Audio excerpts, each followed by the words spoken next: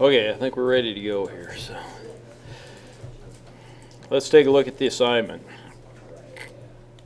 Question number one, kind of getting back to that whole ROE thing and just doing some calculations and making you guys look at the financial statements. In particular here, you'd have a little bit of a balance sheet and income statement that you would look at, right? So question number one was, we know that paying a dividend will increase ROE, right?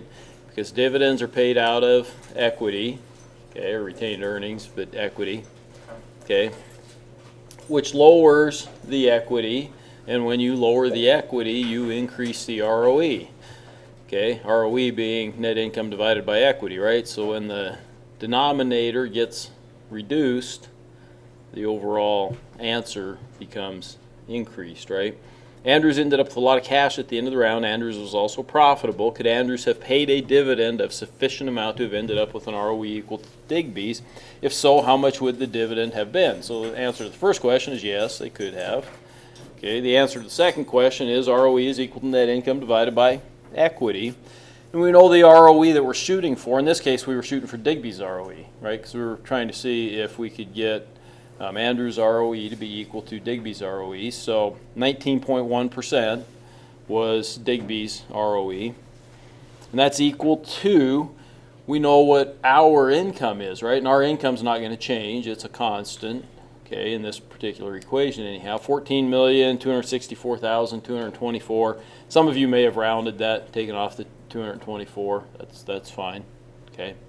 Divided by our equity. So our equity, flopping the equation, doing the magic of algebra, right? Our equity is equal to that income divided by the 19.1, okay? And I come up with an answer of 74.681801, okay? That's what the equity would have had to have been. I always ask myself this question, is that reasonable? Yeah. The equity needs to be lower than it was, okay? And the equity was 91 million, right? So that's lower. It looks like it's lower by a reasonable amount. So I think I'm in the ballpark at least, right?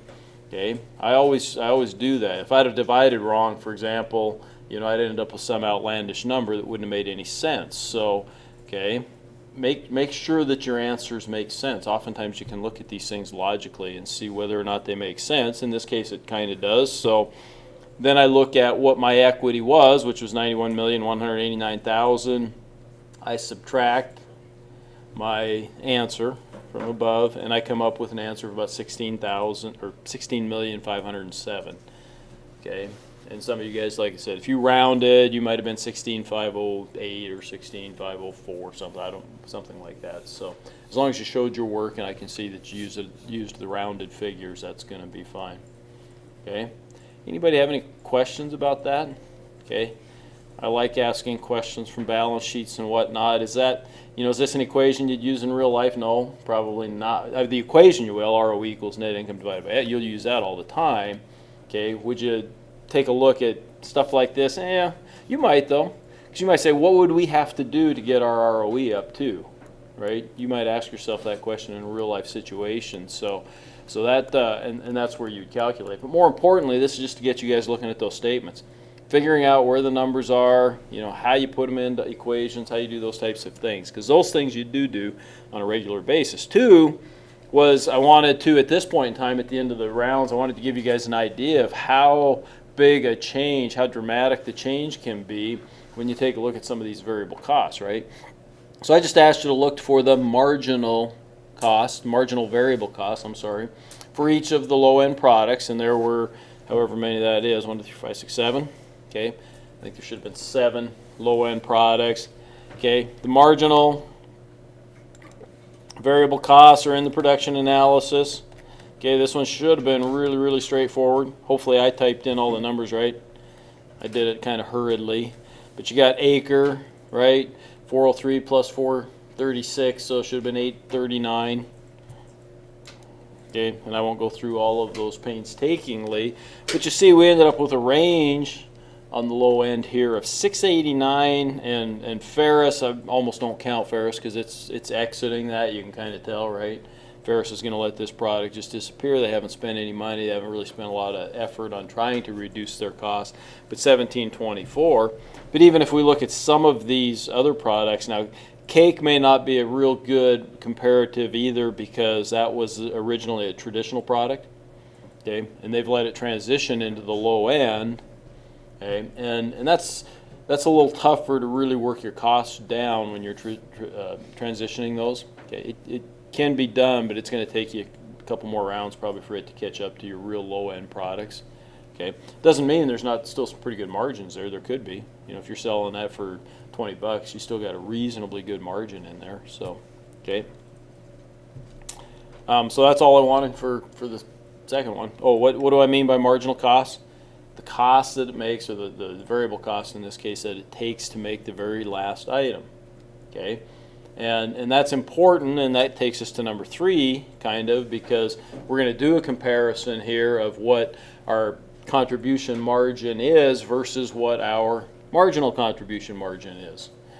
That's a tongue twister. So, what's the marginal contribution margin for product CAT?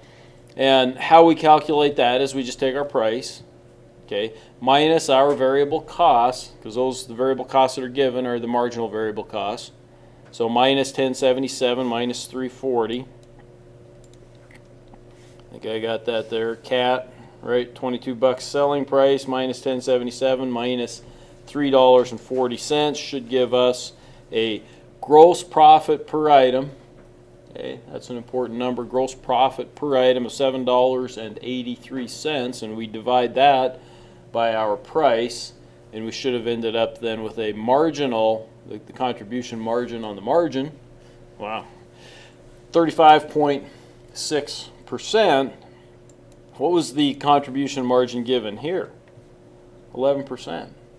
Well, what's the difference? Okay, the difference in this case is that they must have had some inventory left over from last round, okay, and their costs were probably very different with the production of that particular inventory, right? And so then when they calculate the contribution margin, it's on those items that sold, not on the last item that we made. It's on those items that they sold, okay? And so that's why we got a huge difference there, 24% difference. So it's a huge difference in those products. So, okay. That's why I threw that one in there, try to demonstrate those things. Ebb had a lower material cost per unit than Bead.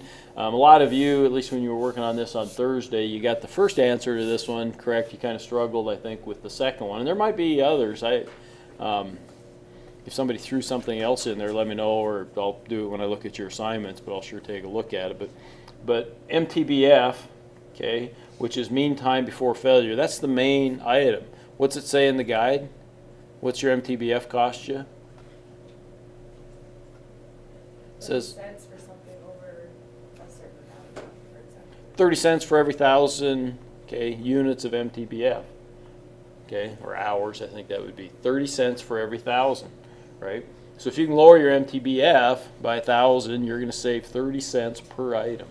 Okay, lower it by a couple thousand, you save 60 cents per item, which can be very meaningful. Okay, might be costly in some segments, however, okay, because in some segments MTBF might be important, right? The customers might look at it.